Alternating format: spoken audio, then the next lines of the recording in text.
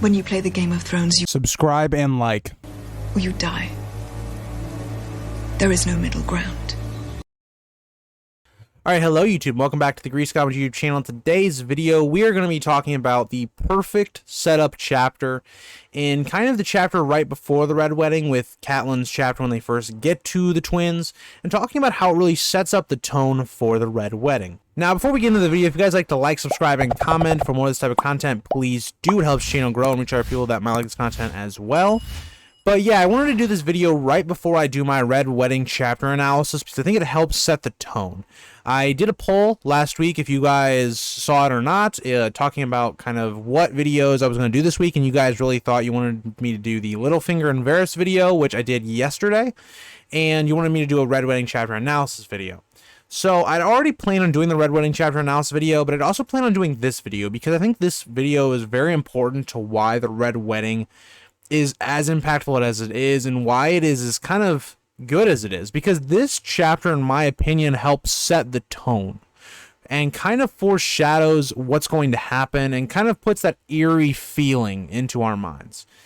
Now, starting this chapter with Catelyn, we kind of have the Stark forces reaching the twins. Now, in the chapter before, we know that the Starks had been getting delayed by the rains. It was difficult to cross any of the rivers and stuff like that, and that they definitely were late.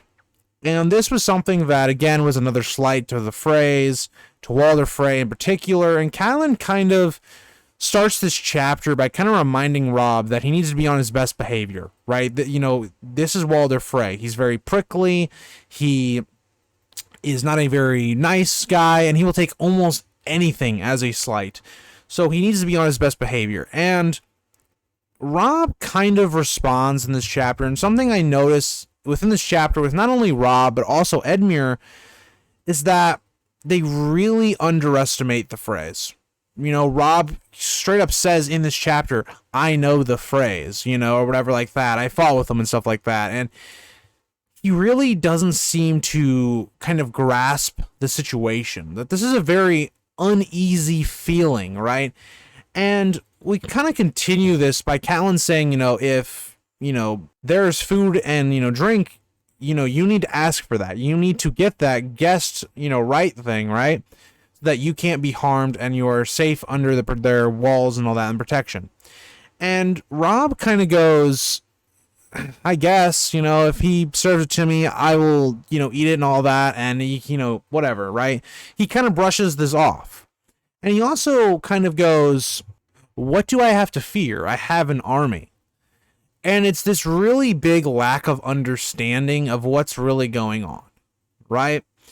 And it's something I like to highlight with the beginning of this chapter is how naive Robb is going into this, right? He really doesn't see any negatives coming out of this. He doesn't really believe that Walder Frey would actually do anything to harm him or his army.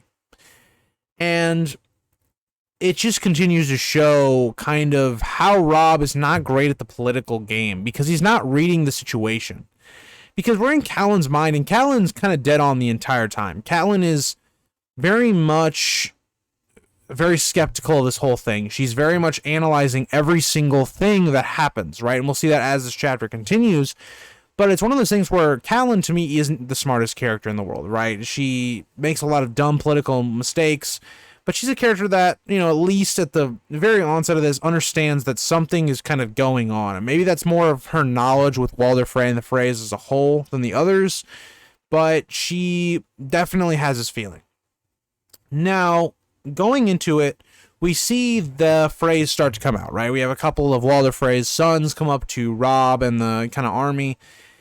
And the first thing we see is Greywind does not like these people. He, you know, almost attacks them, basically. He kind of lunges at them a bit. And we, you know, see one of the Freys, you know, basically lose their horse. He gets thrown off the horse. And it's the first indication that the Freys are not what they seem. That there is something going on here. And even Catelyn kind of, you know, thinks in her head, you know, Greywind doesn't really like these people, you know, and doesn't really like this area. And we also see that Greywind is not really listening to Robb in this situation, right? Robb is, you know, continuously saying, Grey Wind, to me, stop. And it really takes him to almost shouting and doing a lot to calm Grey Wind down. And it's just another slight to the Freys, right? Where the Freys look at this and like, okay, is this how you train your beasts or whatever, right? It shows that Grey Wind knows more of what's going on than Robb does. And it kind of shows a lot to the intelligence of the direwolves and kind of their ability to kind of sense danger. But this ends up happening, and we kind of get a back and forth saying, Robb, like, come on, you should be training your animals and all that better and stuff like that. And eventually Robb, is told that they have rooms prepared, and Robb asks where his men will be, and they're like, yeah, they'll be, on the bank. They don't really have enough food and can't provide, housing for all this large army. So they'll set up these tents, bring them, alcohol and stuff like that for them to drink during the wedding.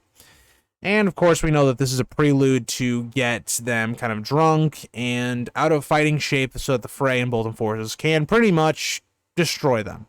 So the next part of this chapter will be kind of focusing on Walder Frey and his conversation with Robb and kind of all of that talk. And when we get into the beginning of this part where Walder Frey starts talking, Catelyn kind of does kind of a description of Walder Frey and of also Jingle Bell. Now, what I think is something that she picks up on in the chapter, which I do believe is a slight, is that, Jingle Bell is very much a fool, someone very simple-minded that has a crown on their head. And this is definitely a deliberate slight, kind of calling Robb a fool. Now, maybe they don't read it at that time, but Catelyn definitely sees it and thinks it's a possibility. It definitely was a slight and kind of poking fun at Robb.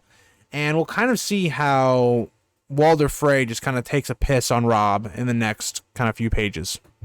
I also forgot to mention that when they're basically crossing into the bridge to kind of go into the Freys and the twins, that Grey Wind again kind of has this problem where he doesn't want to go into the twins. He kind of refuses to, and it basically takes Robb having to go down, like, come next to him, be like, it's going to be okay and stuff like that, and making Grey Wind go.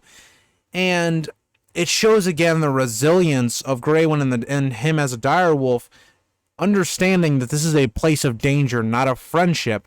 And I think it's very interesting the way George continuously shows us foreshadowing that this is very not good. This is a bad place. These are not friends. And that, again, this is another thing that sets up the Red Wedding. Now, getting back to when they're meeting Walder Frey. Walder Frey is really just kind of taking shots at Robb. Just sitting here kind of enjoying himself almost, right? Sitting here going, where's your wife? I don't see her. She's not here. And kind of being like, oh yeah, she must have been a very good beauty for you to just forget your vows and stuff like that. And just kind of continuously just taking shots at Robb about Jane, which again, increasingly makes Robb very icy and blunt, kind of like Ned in a way. And Catelyn even compares him to him in that moment. In this moment, he also references Robb's crown, saying that bronze is something that is not something kings usually wear, right? And Robb kind of responds with, well, that was kind of the way the old kings did it and stuff like that. And Walder Frey just hits him back with, didn't help him much in the Dragons game. And you're just in here like, okay. And Walder Frey, it's just another thing where he's just like, yeah, that bronze crown ain't gonna save you when I stab and kill all of you. So, I don't know. Walder Frey, to me, is just sitting here. He's so smug because he's just sitting here knowing what's going to happen. And I think it's very interesting that really Catelyn, I feel like, is the only character that picks up on this. And she, the whole time, is kind of just sitting in her mind going, Robb, don't break and be disrespectful and all that stuff, which I think is really interesting. He then kind of turns to Edmure and he's like, oh yeah, you're a lord now, because he was talking about the stone mill and how he'd won the battle there. Well, he's like, yeah, I've outlived the last 4, so, maybe I'll outlive you almost, it seems like he's trying to say. And it's Walder Frey just continuously, in this whole little discussion, just taking a piss on Edmure, Robb, the Tullys, and the Starks. And I just think it is a very funny interaction between the two. Like, yes, there's a lot of unease, because it's like, Walder Frey is supposed to be an ally and a friend. They're coming here for a marriage, and really he's just sitting here just firing off on our kind of main characters. And we continue on, and Walder Frey kind of, after just taking shots at Robb and saying that he kind of broke his vow and stuff like that, he brings out all of his daughters. He points them all out and, points them out to Robb, and we kind of hear all their names and stuff like that. And Robb has to give this very uncomfortable speech, and I think it's really well the way it's kind of described. It's like Robb is kind of nervous, and he's like, he does very nice words and stuff like that. It says, like, no words can kind of forgive what I've done to you guys and breaking my, royal vow, which is something very sacred. And he finishes it up, and Walder Frey just goes, good. You're right. There are no words that can kind of forgive this, which, again, more foreshadowing and more kind of unease to this whole situation, that Walder Frey might be planning something different, and that there really aren't any words that are going to bring the Alliance back. And this would then lead us into kind of the part where Rosalind is kind of showed to Edmure, who Edmure has not seen her yet. He was not expecting the best, and Rosalind is a kind of a pleasant surprise. Rosalind's very pretty, and Edmure's very happy with her. But the key part of this interaction is when we see Rosalind crying. It's again something that's almost out of place. Why would Walder Frey give Edmure a very pretty wife? He doesn't need to do that. And also, why is Rosalind crying? Right? Now, we know why, because Rosalind kind of knows what's going on. She knows the Red Wedding is going to happen, right? But, with that being said, we don't know. Catelyn thinks this could be chalked up to, oh, she's nervous about her wedding and stuff like that. But it's something, again, to kind of create this uneasy feeling that something else is really going on here. And it's something like this that you don't pick up on in really your first reading, really, is that, the crying is not for the wedding, as in, like, she's nervous about the bedding or anything like that. She's nervous because she knows they're all about to get butchered. So, again, really good writing there. And the next kind of thing we see is that, Walder Frey is basically saying, you guys can, go or whatever. And Robb is like, okay, I need to get my men across the bridge and all that stuff. And, Walder Frey, again, being very petty, goes, yeah, go ahead. I mean, I don't think they're going to get lost. They've crossed before. I mean, and all that stuff. And very, very, again, continuously taking shots at Robb. And I think it very much fits Walder's character. And the last kind of part we see to this kind of interaction with Walder Frey and Robb is that Robb asked for bread and salt, like his mother had said. Now, Walder Frey, not the most honorable dude, just like, oh yeah, here, have some bread and salt. You're my honored guest under my roof. And that's how it ends with that whole conversation with Walder Frey and Robb. And we get into kind of their, I guess, talking amongst themselves after this whole meeting with Walder Frey. And Catelyn very much, again, is surprised by how nice Walder Frey is being. Walder Frey gives them all pretty nice rooms for the most part, when she was expecting, bleak, terrible rooms that were bad, and they get these kind of good rooms, which, again, makes you give this feeling, especially Catelyn gets this feeling, that everything is going a little too well. Like, things are not... Why are they being treated like this? Why are they getting, Edmure a good bride? Why are they giving us good rooms when they easily could give us terrible rooms and we just kind of would have to just take it? And it's, again, that building feeling of unease and that something is going on. So before we get into the next part of the chapter, I just wanted to say, for anybody noticing, I did change clothes. I'm kind of doing the second part of this recording a little bit later in the day. So yeah, I'm not a crazy person, but yeah. But getting into the next part of the chapter, we kind of have Catelyn going on this kind of little mission to figure out if Rosalind is barren or if there's some sort of catch to Rosalind and why Edmure would be getting such a pretty kind of wife.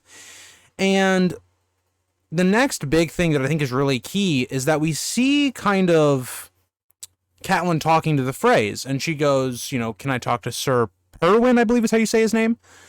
Frey, who had escorted her to Storm's End, and had kind of been loyal to Robb and all that and stuff. And we get the response that he's not here. He's kind of out. He's not at the castle. He won't be here for the wedding, which is very odd, because this is a wedding that is the biggest wedding in probably Frey history, where, you know, you're being married, you know, one of the Frey girls, Rosalind Frey, is being married to Edmure Tully, which Edmure Tully, right, you know, at this point has become the lord of basically the Riverlands and all that. This is a really good match for the Freys. You would think that all the Freys would be there. And it's another kind of thing to just keep in the back of our mind, that why would this person not be here at this Frey wedding that would be really important to the house?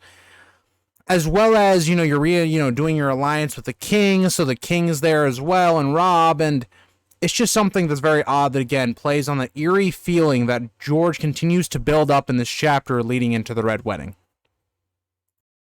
And as Catelyn kind of goes to seek the Maester to kind of consult about Rosalind's ability to, you know, have children, we learned that actually Rosalind comes from a good line of, you know, her mother was able to give a lot of children as well. So Rosalind should be also very good at giving children. So again, you have this perfect mixture of Rosalind should be very, you know, fertile and be able to birth many children, as well as being very pretty of face and comely and all that stuff. It's a lot better than Edmure should be getting, it almost feels like, because of the slights Robb did to their house, and Walder Frey could have really given Edmure anyone. It's again playing on this thing that it's too good to be true, really. And, you know, Catelyn kind of is happy for Edmure, but again, this uneasy feeling kind of hovers over everything going on in this chapter. And this kind of leads to the next and final part of this chapter, where Catelyn goes to talk with Robb, and Roose Bolton is there. So Catelyn comes in the room, and instantly she feels this kind of feeling of gloom, that something is amiss off of the faces of even, you know, the great John Umber and all that stuff. And she instantly goes, what has happened now? And we have that there are Lannisters on the Trident that kind of affected Roose Bolton's crossing and stuff like that, and we'll get into that a little bit later into this, you know, couple pages. But we also find out that Roose Bolton tells them that, you know, his son, you know, his bastard son Ramsay Bolton, or I guess at this point Ramsay Snow, had, you know, taken Winterfell from the Greyjoys, but the Greyjoys put it to the sword and burned the whole place down. And we know that this is a lie, but Roose Bolton is the one telling them this. They don't really know any better. And that that Ramsay Snow, I keep calling him Bolton, but Ramsay Snow has actually captured Theon. And this is where we get to a really interesting part of the chapter, because in the books, it's a lot different than the show. In the books, we really don't know what's going on to Theon at this point. We just know he was captured, right?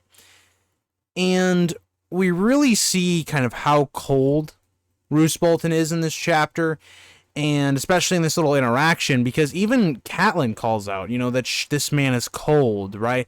And it's something that kind of fuels into that theory of, is Roose Bolton, you know, an other or something along that, because it's constantly mentioned that Roose Bolton is very cold. He's a cold-hearted person.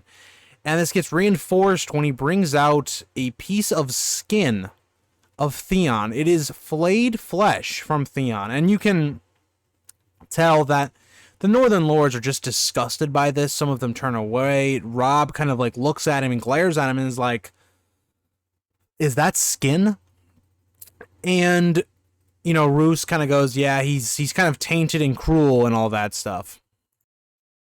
And Roose Bolton then offers this skin to Catelyn, and Catelyn kind of rejects this, but like in her own mind, she's kind of like, it is a nice little token of revenge, but she ends up saying, you know, put it away and all that stuff. And Robb says basically, you know, this shouldn't really be done, and that won't bring back, you know, his brothers, and he really wants the head of Theon. And this is where you really see again how Roose Bolton thinks and how politically advantageous he is, because he really says, you know, we shouldn't be killing Theon. We should be holding him and using him to bargain with the Greyjoys to get something out of it. And Catelyn, really not seeing the big picture here, goes, are you really saying, you know, we're going to make them hostage? Are you kidding me? When in reality, if you think about it, right, the Seastone chair is kind of up in the air right now. Whoever becomes the next king, they're going to want Theon dead. Theon has the best claim to the throne. So either way, Theon's going to die. It's just in this regard, you would get something out of it if you're the North. And it's something Catelyn just doesn't see, and even Robb really doesn't see until Roose points it out, and Robb is kind of like, yeah, that makes sense. Okay, we'll do that. Hold Theon at the Dreadfort until we come north. And we end this chapter with talking about what really did happen on the Trident with Roose Bolton, and Roose Bolton kind of explains that he was kind of caught, right? He left the, Harrenhal a little too late. The waters were very difficult to cross, and that it took them a lot longer, right? Which then allowed the mountain to come in behind them and attack them while they were trying to cross. And what I think is very awfully suspicious, knowing how Roose Bolton has acted in the last few chapters with Brienne and Jaime, this should bring up a lot of red flags. That Roose Bolton, in all of his power, really, his men that are loyal to him, cross, while the rest of the northern men that really are not loyal to just Roose Bolton and all that do not. So we have, Willis Manderly is caught on the other side being the rear guard, and he ends up kind of getting defeated by the mountain as they're kind of thrust into the river and stuff like that because of the superior force.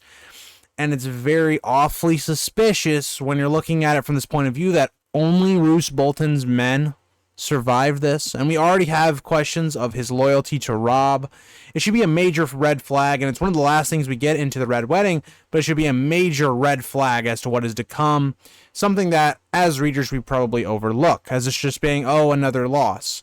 And, they even bring up Duskendale, which we know Roose Bolton kind of had some, he was involved in that blunder. And Robb, you can still tell that haunts him. And he, says that, they will pay for that decision and stuff like that. And they we're going to have a talking, basically. And this chapter ends by saying Robb going to Roose Bolton, going, "You will have my rear guard," and saying how many men Roose Bolton brought, which was about 3,500 men. 500 were cavalry, the 3,000 were foot, and saying that he will kind of have that rear guard type thing, and that they will be going to the north after the wedding. And that is where the chapter ends. Now, why I think this is such a great chapter, and I talked about it at the beginning, is that it sets up these red flags, right? You think about this chapter as maybe you're dating, right? And you're going on a date with someone, and you see minor red flags pop up. Maybe they're controlling. Maybe they're kind of weird. They have weird interests. Maybe they don't have a lot of the same interests as you. Maybe they have an ex that they're not over with yet or whatever. That is kind of the red flags we see in this chapter, things that maybe we should be seeing, but in the moment we don't. With things like Roose Bolton and everything he's saying, with the Freys, with how Grey Wind is acting in this chapter, so much we overlook in this chapter that when it does eventually pop up in the Red Wedding, we see and we feel very dumb because it was right there in front of us that this was going to happen. Now, and in tomorrow's video, we're going to be doing an analysis on the Red Wedding itself, and I'll be talking about everything that happens in that video. So if you guys want to see that video, make sure you're subscribed. And that video will be up at 7 p.m. U.S. Central Time as well, talking about the Red Wedding. So I hope you guys all liked this chapter. If you guys have other chapters you want me to review, let me know. I'm probably going to do Renly's Peach next week. I had been wanting to do it this week, but I just had already 2 chapters I was going to do this week, as well as some other videos that I had planned. And yeah, I will see you guys all in the next video, and bye, guys.